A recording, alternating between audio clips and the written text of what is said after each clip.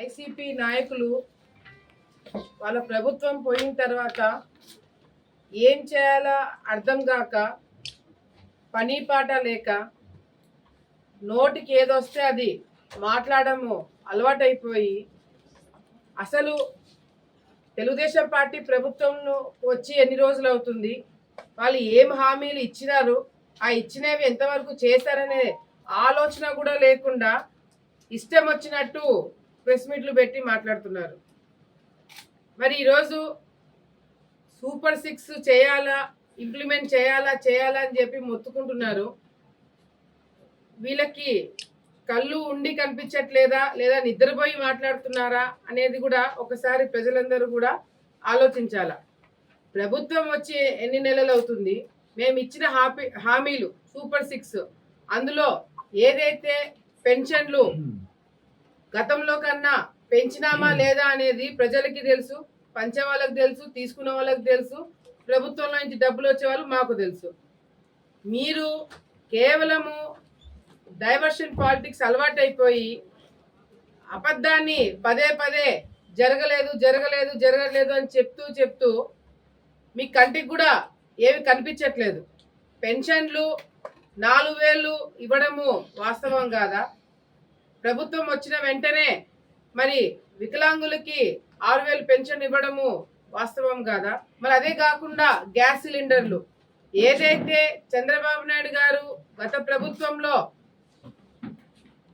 ఆడవాళ్ళు చాలా ఇబ్బందులు పడ్డారు, రేట్లన్నీ పెరిగిపోయి కూరగాయల రేట్లు, సరుకులు, కరెంటు బిల్లు ఇవన్నీ కూడా పెరగడంతో సామాన్య ప్రజలు ఇబ్బందులు పడుతున్నారని చెప్పి సంవత్సరానికి 3 గ్యాస్ సిలిండర్లు ఉచితంగా ఇస్తానని చెప్పి మాట ఇచ్చిన ఆ మాట నిలబెట్టుకొని మా ప్రభుత్వం రాగానే మరి గ్యాస్ సిలిండర్లు ఇవ్వడం వాస్తవం కాదా?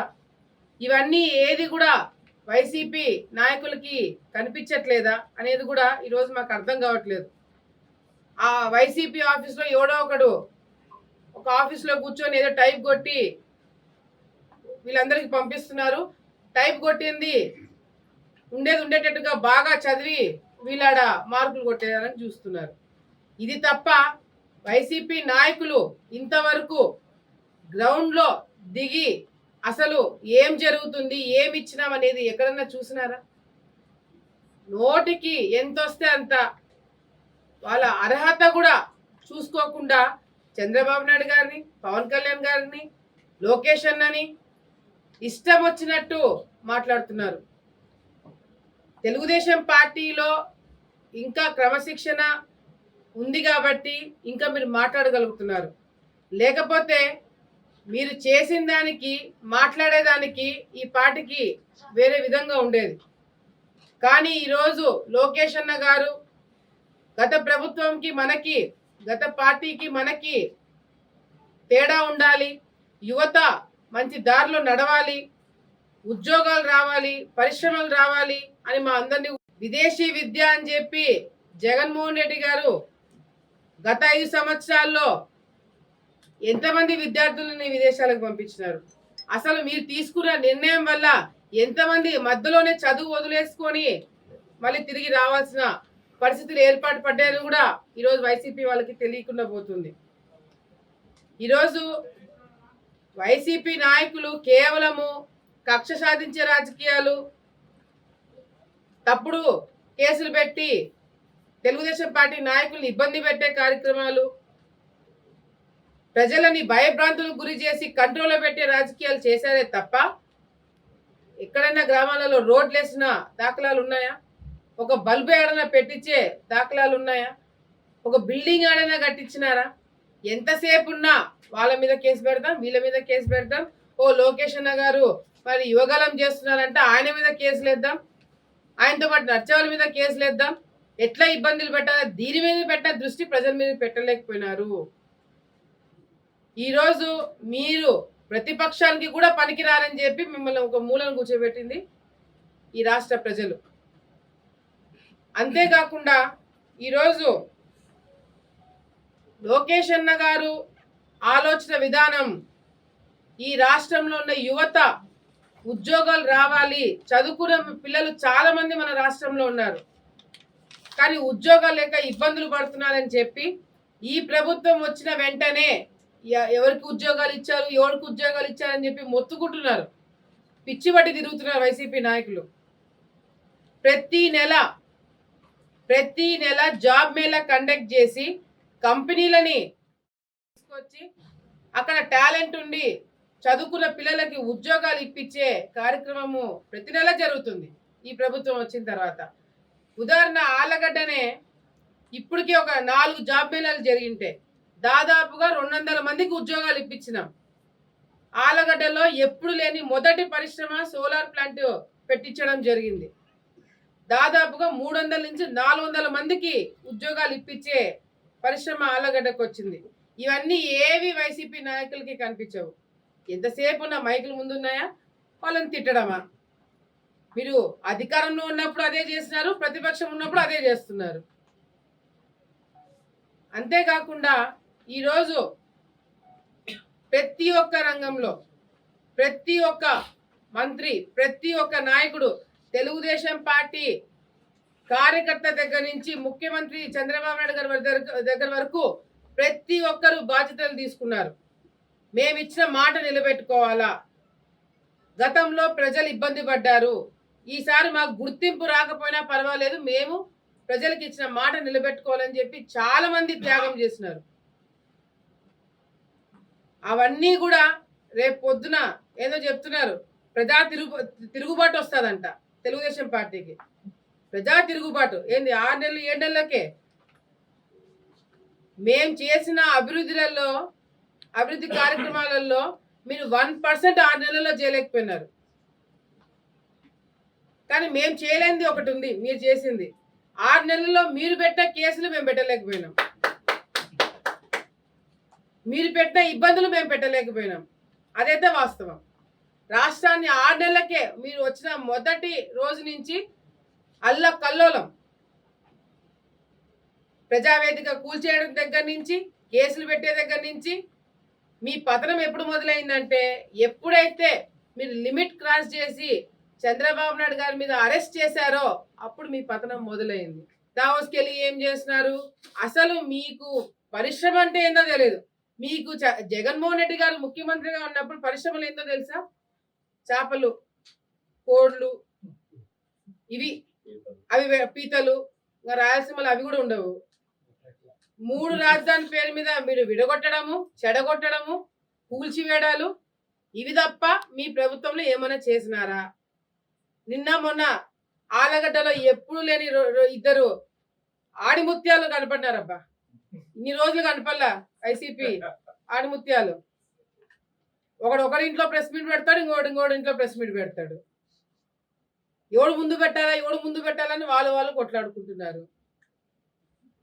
మీరు చంద్రబాబు నాయుడు గారి గురించి, పవన్ కళ్యాణ్ గారి గురించి, ప్రభుత్వం చేసే కార్యక్రమాల గురించి, అభివృద్ధి గురించి మాట్లాడే అర్హత కూడా మీకు లేదు. మీరు డిబేట్లకు వస్తారా? డిబేట్లకు వచ్చే మొక్కలనా మీవి? ఆలగడ్డలో అవినీతి జరుగుతుందంట, అక్రమాలు జరుగుతున్నాయంట.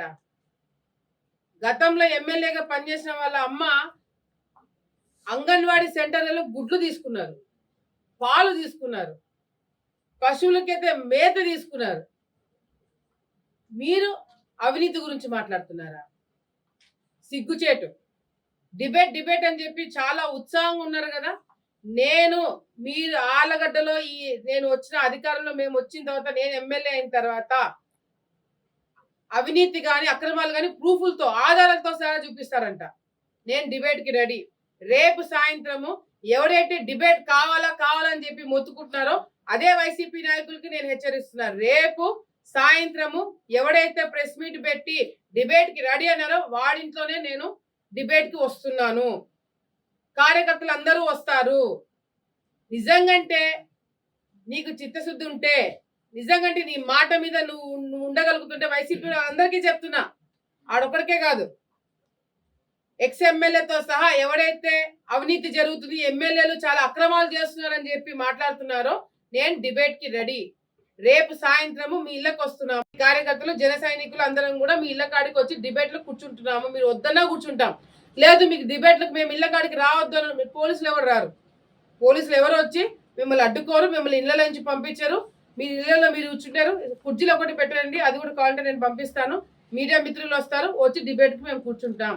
మమ్మల్ని ఎదుర్కొనే సత్తా ధైర్యం మీకుంటే కూర్చోండి డిబేట్కి, మిగతా దానిలకు కాదు, డిబేట్కి మాత్రమే రమ్మంటున్నా.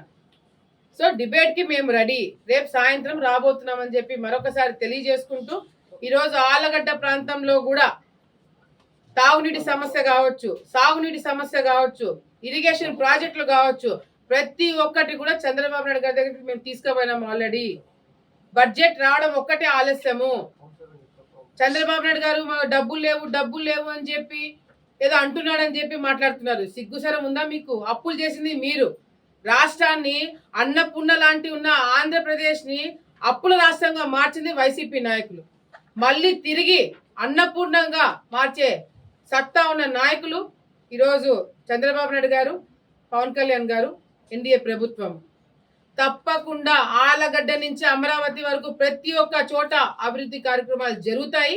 అభివృద్ధి అంటే ఏందో మీకు మేము చేసి చూపిస్తాము. మీ ఇళ్ళ కాడ కూడా రోడ్లు వేపిస్తాము, మీకు కూడా ఇల్లు కట్టిస్తాము. మీరు కూడా శభాష్ అనుకునేలాగా మా ప్రభుత్వం పనిచేస్తుందని చెప్పి మీ అందరికి కూడా హెచ్చరిస్తూ, మరి ఈరోజు స్పోర్ట్స్ అథారిటీ చైర్మన్గా రవి నాయుడు గారు ఇక్కడికి రావడము, మన 2 స్టేడియంస్ కూడా ఇన్స్పెక్ట్ చేసి ఇక్కడ కావాల్సిన ఏదైతే కార్యక్రమాలు ఉన్నాయో, లేదంటే స్పోర్ట్స్ మ్యాన్ కి కావాల్సిన ఎక్విప్మెంట్ కావచ్చు, ఫెసిలిటీస్ కావచ్చు, అన్ని కూడా ప్రొవైడ్ చేయడానికి అన్ని విధాలుగా మేము సపోర్ట్ చేస్తానని చెప్పి తను కూడా రావడం జరిగింది ఇన్స్పెక్షన్ కి. స్టేడియం ఇక్కడ కొత్తగా నిర్మాణం చేసిన స్టేడియం ఎట్లా డెవలప్ చేయొచ్చు, ఇంకా ఏమేమి కొత్త స్పోర్ట్స్ పెట్టచ్చు. మనకి ఆలగడ్డ ప్రాంతంలో కూడా టైక్వాండో చాలా మంది పిల్లలు నేర్చుకుంటున్నారు. నా కొడుకు కూడా టైక్వాండో క్లాసెస్కి పంపిస్తున్నాను. సో అదొక డిసిప్లిన్ కలిగిన ఒక స్పోర్ట్ కాబట్టి ఇంకా ఏమేం చేయొచ్చు దాని కార్యక్రమం చుట్టుపక్కల కేవలం ఆలగడ్డే కాకుండా, మరి ఈరోజు తను రవి గారు నంద్యాల కావచ్చు, ఆత్మకూరు కావచ్చు, అనంతపూర్ కావచ్చు, అంతా షెడ్యూల్ వేసుకొని రావడం జరిగింది. ముఖ్యంగా మేము రిక్వెస్ట్ చేసేది కూడా ఏంటంటే, రాయలసీమ ప్రాంతంలో చాలా మంది స్పోర్ట్స్ ఇంపార్టెన్స్ ఇచ్చే పిల్లలు చాలా మంది ఉన్నారు. ఈ గత 5 సంవత్సరాలు తను కూడా చెప్తున్నారు, గత 5 సంవత్సరాల్లో స్పోర్ట్స్ ని ఎంకరేజ్ చేయకపోవడం వల్ల, ఈ స్పోర్ట్స్ కోటాలో జాబ్స్ ఫిలప్ చేయకపోవడం వల్ల చాలా మంది ఉద్యోగాలు రాక ఇంకా ఇబ్బంది పడే కార్యక్రమం అన్ని కూడా సెట్ చేస్తున్నామని చెప్పి తను కూడా మాట్లాడడం జరిగింది. గత ప్రభుత్వంలో ఉన్న వాళ్ళకన్నా ఈరోజు తను కొత్తగా వచ్చినా కూడా మొత్తము సబ్జెక్ట్ అంతా బ్రహ్మాండంగా చెప్తూ ఎక్స్ప్లెయిన్ చేస్తూ మమ్మల్ని కూడా ఏమేం చేయొచ్చు అని చెప్పి కూడా తను కూడా చెప్పడం కార్యక్రమం. అండ్ రవి నాకు యువగలంలో కూడా నాకు పరిచయమైనాడు. సో యువగలం అనేది యువత ఏ విధంగా ముందుకు తీసుకెళ్లాలా, యువతకు ఒక భరోసా, యువతకు ఒక స్ఫూర్తినిచ్చిన యువగలం లోకేష్ అన్న గారు చేసినప్పుడు కూడా ఎన్నో ఇబ్బందులు తను పడ్డారు, ఎన్నో కేసులు వేయించుకున్నాడు, ఎన్నో ఇబ్బందులున్నా కష్టాలు పడినా ఈరోజు మన రాష్ట్రం కోసము, లోకేష్ అన్న గారి కోసము, ఈ ఎన్డీఏ ప్రభుత్వం కోసము చాలా మంది కేసులు వేయించుకొని ఈరోజు ఒక మంచి స్థాయిలో వచ్చి 10 మందికి సాయం చేసే స్థాయికి ఈరోజు వచ్చారు. కాబట్టి తనకు కూడా కొత్తగా బాధ్యతలు తీసుకున్నందుకు తనకు కూడా ఆల్ ది బెస్ట్ తెలియజేసుకుంటూ, తన ఉన్న టర్మ్లో 10 మందికి సాయం చేసే స్థాయికి మరొక రావాలని చెప్పి మరొకసారి తెలియజేసుకుంటూ సెలవు తీసుకుంటున్నాం.